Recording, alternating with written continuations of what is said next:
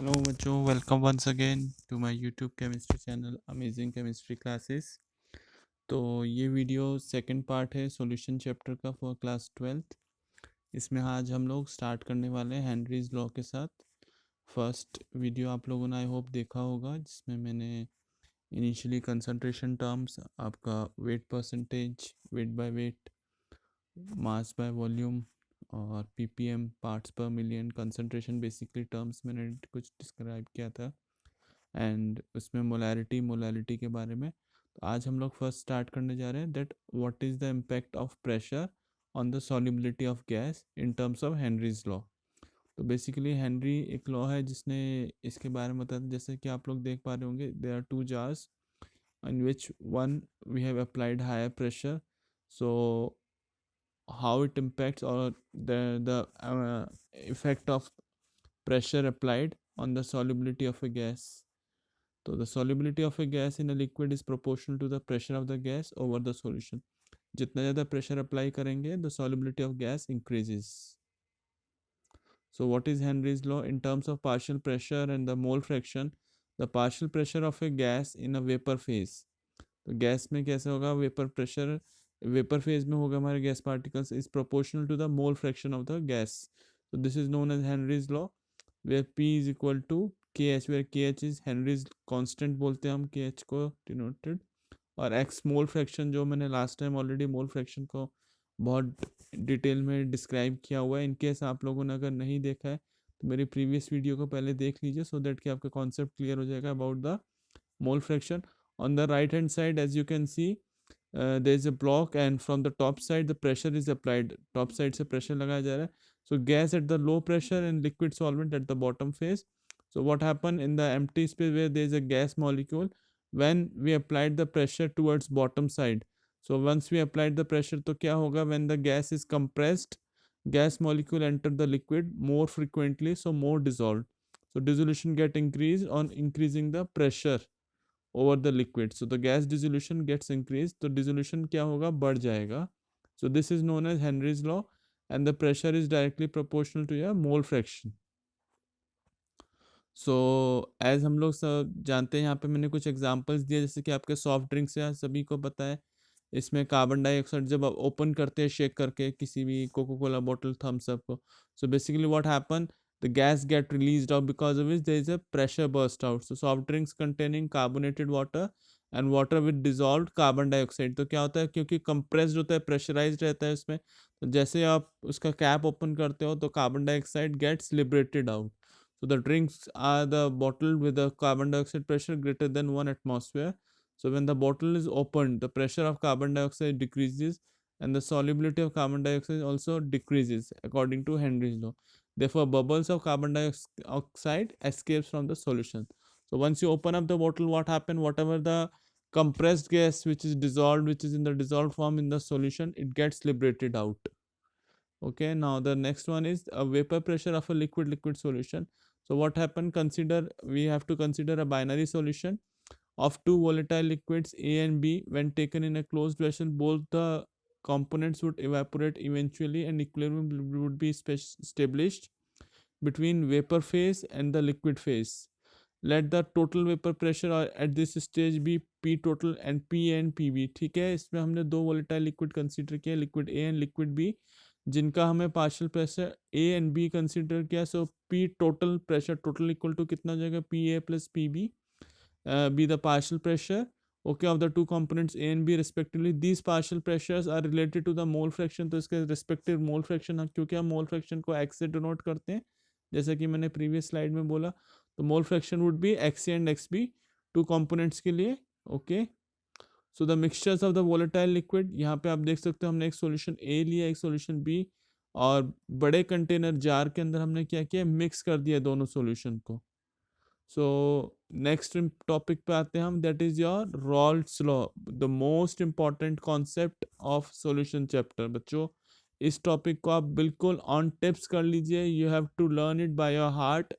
every single statement is very important and you can refer your NCERT. okay, तो मैं आपको पहले इसकी डेफिनेशन बताता हूँ, क्या है रॉल्स लॉ, कैसे होता है, व्हाट इज आइडियल सॉल्यूशन, इसके बाद हम पढ़ेंगे So first let me read out what is Raoult's law. Raoult's law states that for a solution of a volatile liquid, क्या होगा, क्या कहता है, for a volatile liquid the partial vapour pressure of each component of the solution is directly proportional to the mole fraction. तो partial vapour pressure किसके proportional होगा, mole fraction के. So P A is directly proportional to X A, where X A को हम क्या बोलते हैं, mole fraction of solvent A. P A is the vapour pressure of the solvent A and P not a is the vapour pressure of the pure solvent A. Okay. Similarly, since both the liquids are volatile and contribute to the vapor of the total vapor pressure can be represented by Dalton's law. Okay, so P total is equal to PA plus PB. तो PA की जगह हम P not into XA लिख सकते हैं as per our previous slide, और PB की जगह हम P नॉट बी XB लिख सकते हैं. ठीक है. और XA प्लस XB क्योंकि बाइनरी है, since these are two components, तो हम XA प्लस XB को क्यों हम मान रहे हैं 1. सो XA की वैल्यू हम क्या लिख सकते हैं, 1 माइनस XB. तो ये 1 माइनस एक्स बी की वैल्यू हम इस वाली इक्वेशन फर्स्ट वाली P T is equal to P not X में रख देंगे. तो hence we conclude P T is equal to P not A minus P not A. इसमें से फिर अब हमने क्या किया, एक्स बी को हमने कॉमन निकाल लिया ब्रैकेट के बाहर. So P T is equal to P not A plus X B in bracket P naught B minus P A. I hope आप लोगों को समझ में आया होगा बच्चों. सिंपल डेरिवेशन है, कुछ भी नहीं है इसमें, जस्ट हमने वैल्यू पुट कर दी है ऊपर वाली इक्वेशन में, एक्स ए की जगह 1 माइनस एक्स बी. ओके. और इसके बाद हमने इसमें से कॉमन वो कर लिया है. तो इसी को हम रॉल्स लॉ बोलते हैं बेसिकली, कि पार्शियल प्रेशर क्या होता है, directly proportional to the mole fraction. तो this is known as Raoult's law. ठीक है. अब हम लोग यहाँ पढ़ेंगे कॉम्बिनेशन ऑफ सॉल्वेंट. यहाँ पे बेंजीन टॉलिन सिस्टम, जैसे कि आप देख सकते हैं दो ऑर्गेनिक सॉल्वेंट का मिक्सचर दिखाया हुआ है.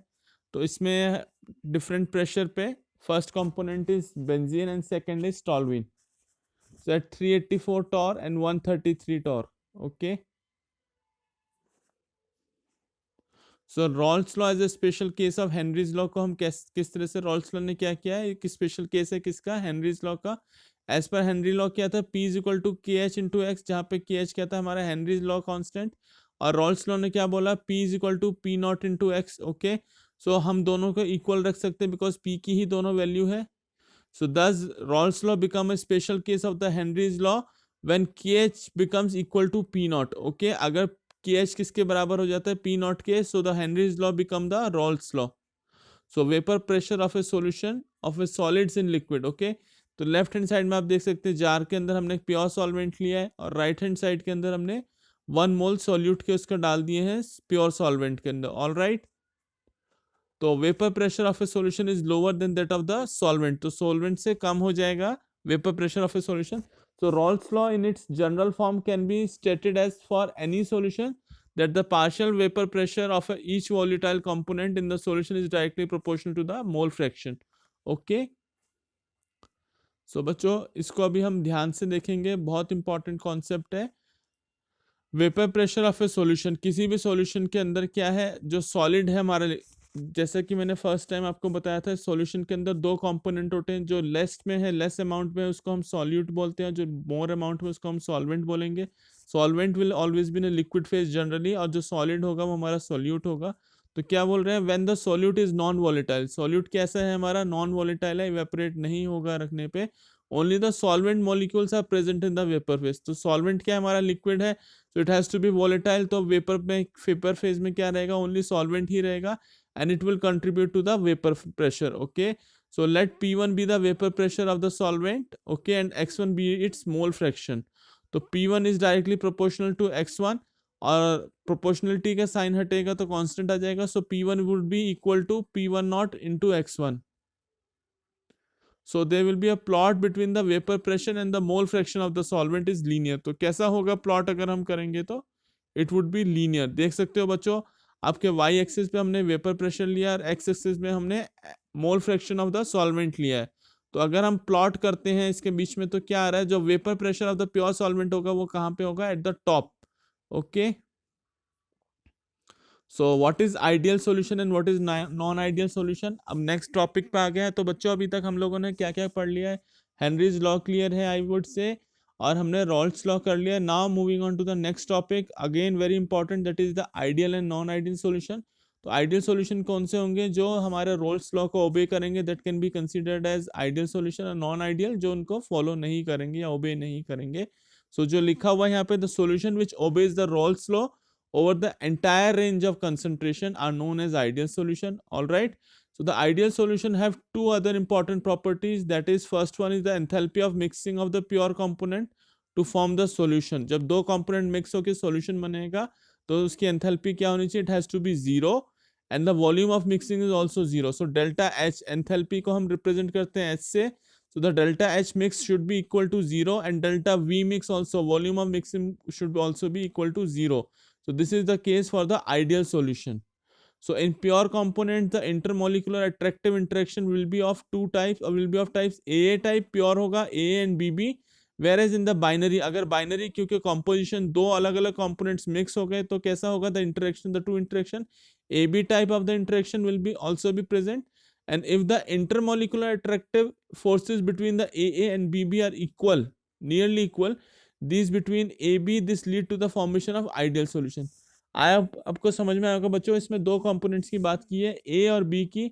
अगर बाइनरी सॉल्यूशन होता है तो दोनों के कंपोनेंट मिक्स हो जाएंगे, और अगर बाइनरी नहीं है, इंटरमॉलिक्यूलर है, विद इन इटसेल्फ होगा, तो ए ही रहेगा. वही हम सेकंड वाले की बात करेंगे, that is your non ideal solution. तो नॉन आइडियल क्या होगा? जो कि रोल्स लॉ को ओबे नहीं करेंगे over the entire range of concentration. So it would be known as non-ideal solution. The vapor pressure of such a solution is either higher or lower. तो जो हम रोल्स लॉ के थ्रू जो भी हम वेपर प्रेशर निकालेंगे तो इनका क्या होगा? नॉन आइडियल सॉल्यूशन है, इधर it has to be a higher side और it has to be on the lower side. Okay, if it is on the higher side the solution exhibits the positive deviation. अगर higher side होगा तो positive deviation आएगा, और अगर lower side होगा तो there will be a negative deviation. इसको हम प्लॉट से समझेंगे बच्चों.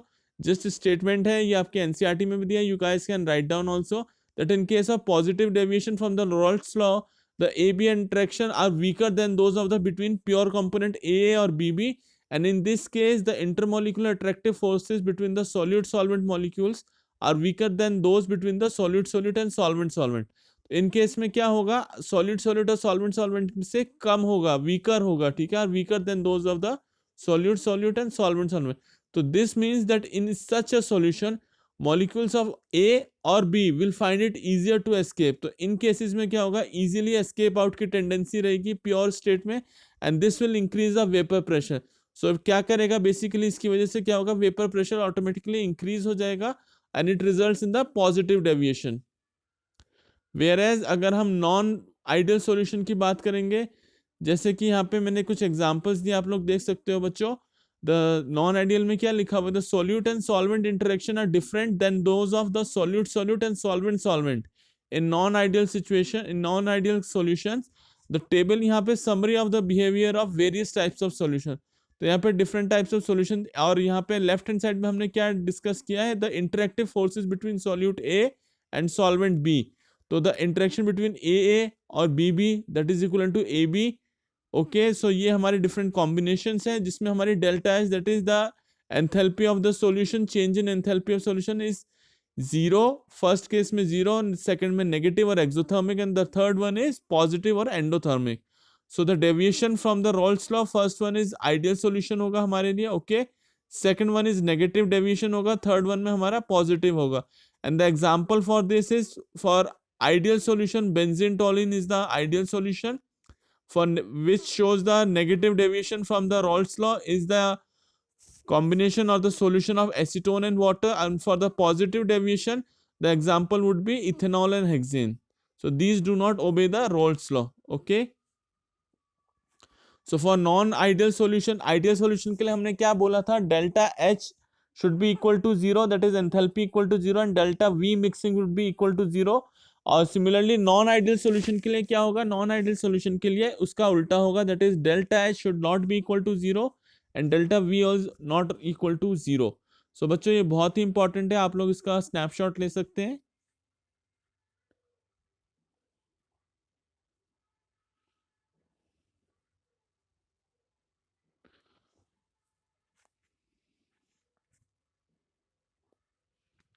तो यहाँ पे आप लोग देख लीजिए बच्चों, पॉजिटिव डेविएशन और नेगेटिव डेविएशन के क्रोमेटोग्राम दिए हुए हैं। अगर पॉजिटिव होगा तो वो हमारा रेड से रिप्रेजेंट किया हुआ है।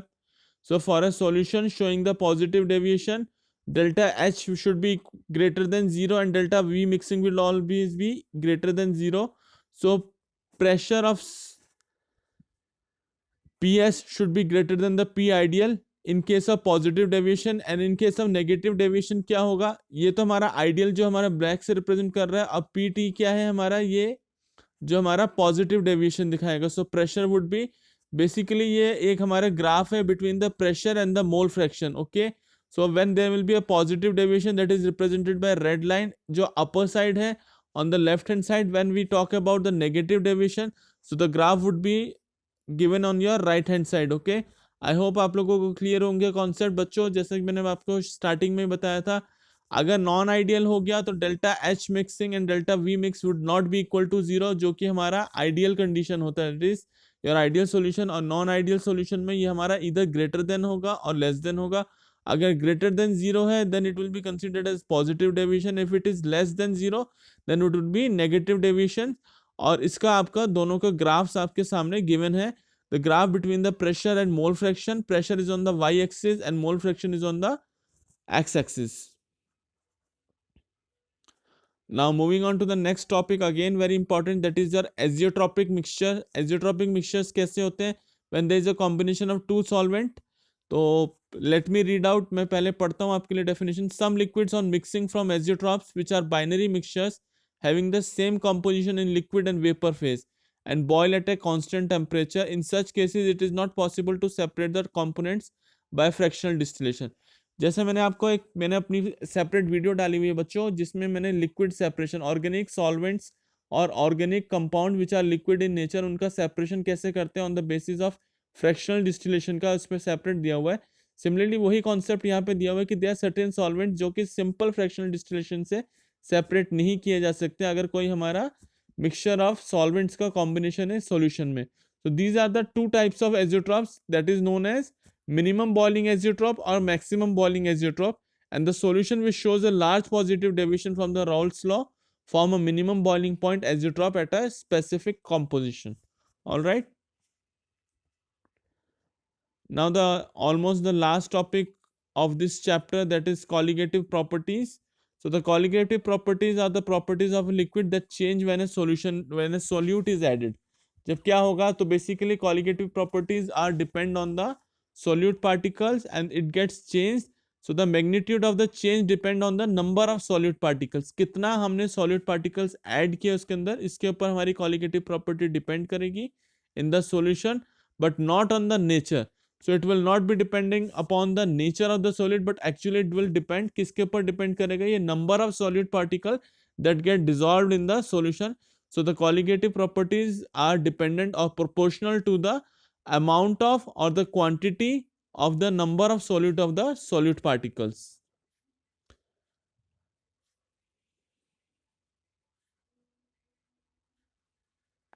तो कौन कौन सी colligative properties हैं आपके चैप्टर में? First one is relative lowering of vapor pressure, second one is elevation of boiling point, third is depression of freezing point, and the last one is osmotic pressure. Moving on to the vapour pressure. जैसे कि आपको पता है बच्चों, जब pure solvent होगा उसको जब हीट अप करते हैं तो there will be a solvent in the vapour phase, the presence of a non volatile solute. अगर कोई नॉन वॉलेटाइल सोल्यूट आपका प्रेजेंट होगा, means that a fewer solvent particles are at the solution surface, so less solvent evaporates. क्योंकि क्या हो जाएगा, जो non volatile solute है वो सरफेस पे होगा, उसकी वजह से वो क्या करेगा, वो सॉल्वेंट को वेपर फेज में नहीं आने देगा. So as per Raoult's law हमने क्या पढ़ा था, that the change in the vapor pressure is equal to, और P1 is equal to P1 naught x1, where delta P1 is equal to P1 naught minus P1. तो यहाँ पे हम delta P1 की वैल्यू क्या रख देते हैं, P1 naught minus P1. Similarly right hand side में हमने क्या किया है, P1 की जगह हमने P1 naught x1 की वैल्यू रखी है, और इसमें हम P1 को बाहर ले जाते हैं ब्रैकेट के, so it would be equal to 1 minus x1. As we know 1 minus x1 is equal to x2, तो 1 minus x1 की जगह हमने x2 रख दिया. So from here we can calculate the mole fraction of x.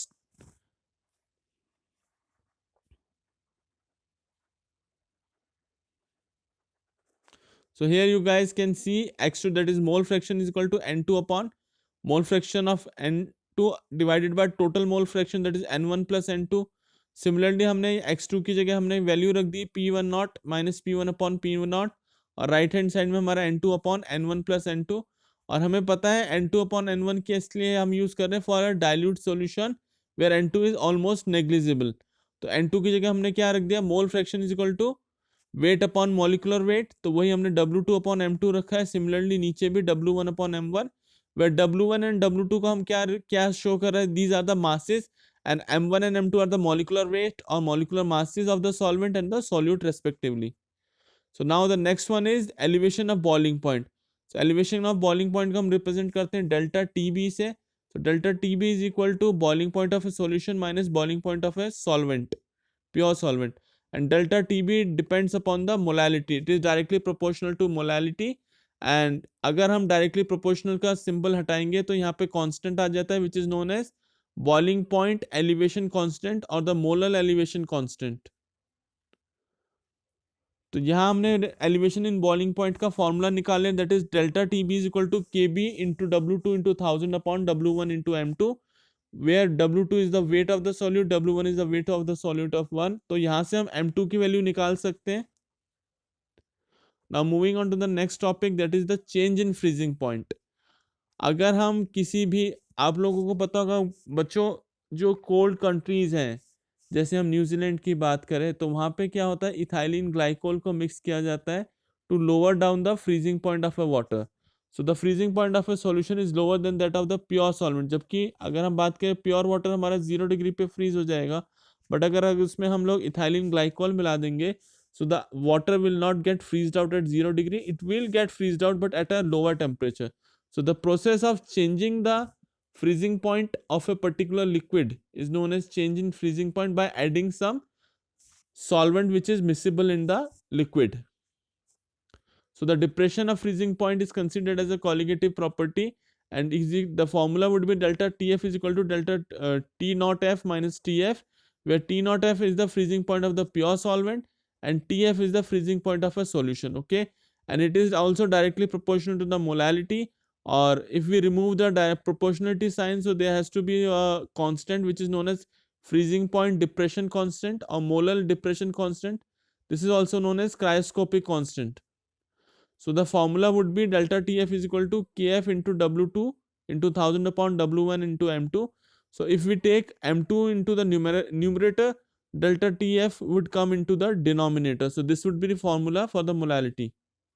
now moving on to the next one, very important topic, that is your osmotic pressure। so what is osmosis, already we have read this topic in the previous chapters also। क्या होता है osmosis, basically osmosis is the spontaneous movement of a solvent across the semi permeable membrane from an area of low solute concentration to an area of higher solute concentration, and to apply the pressure to stop this osmosis is known as osmotic pressure। जैसे कि आप देख सकते हो there is a U tube, वहाँ पे हमने concentrated solution fill कर दिया है, and on the right hand side there is a dilute solution। so the tendency of a solution to move from an area of the lower concentration से higher concentration जाने के लिए जो tendency होती है उसको हम क्या बोलते हैं, ऑस्मोसिस बोलते हैं। There is a semi permeable membrane you can see which actually obstruct the movement of the liquid solution, that is the dilute solution, towards the concentrated। so the pressure applied is known as osmotic pressure। so here you can see in this diagram the solvent molecule on the solution side have a lower concentration than molecules on the pure solvent side। so there will be a semi permeable membrane, जैसे कि आजकल आप लोग देख सकते हो बच्चों हर एक के घर में there is a reverse osmosis process through which our water, drinking water, get purified। so osmosis is the selective passage of solvent molecule through a porous membrane from a dilute solution to a more concentrated one।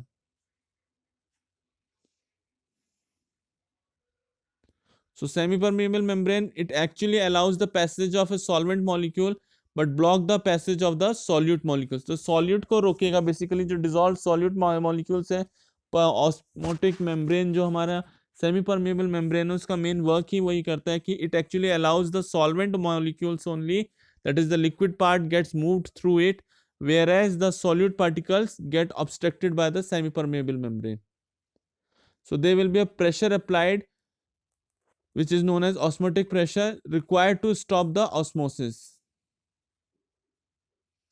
So osmotic pressure को हम represent करते हैं pi से, and it is directly proportional to the molarity which is represented as C of the solution at a particular temperature, where R is known as gas constant.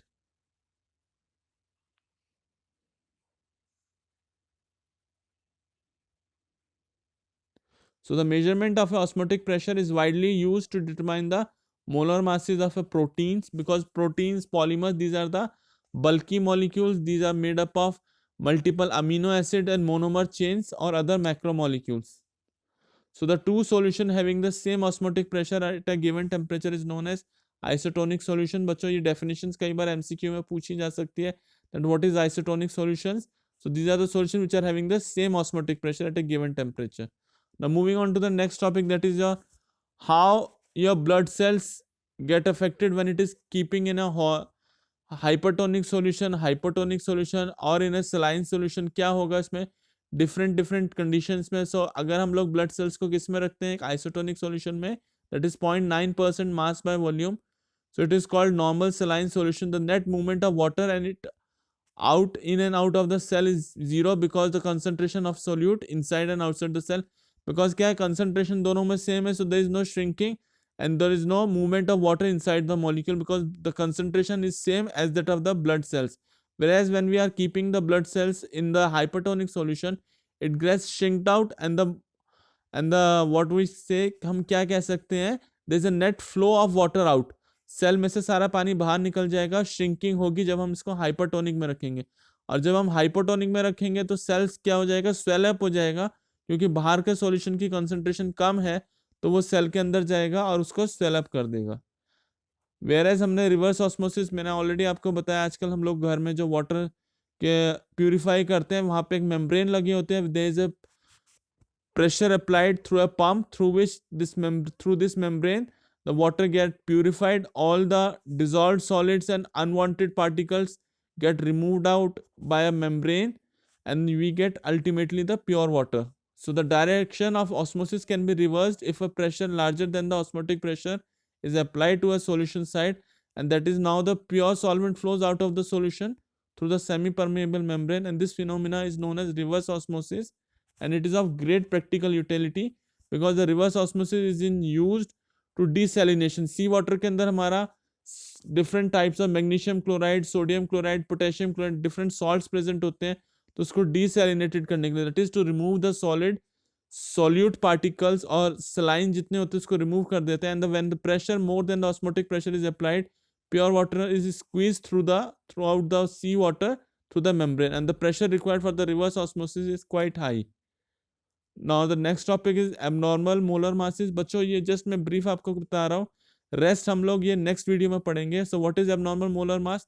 For compound which dissociate और associate in a solution, the molar mass would be either lower और higher than the expected or normal value, and it is called as abnormal molar mass.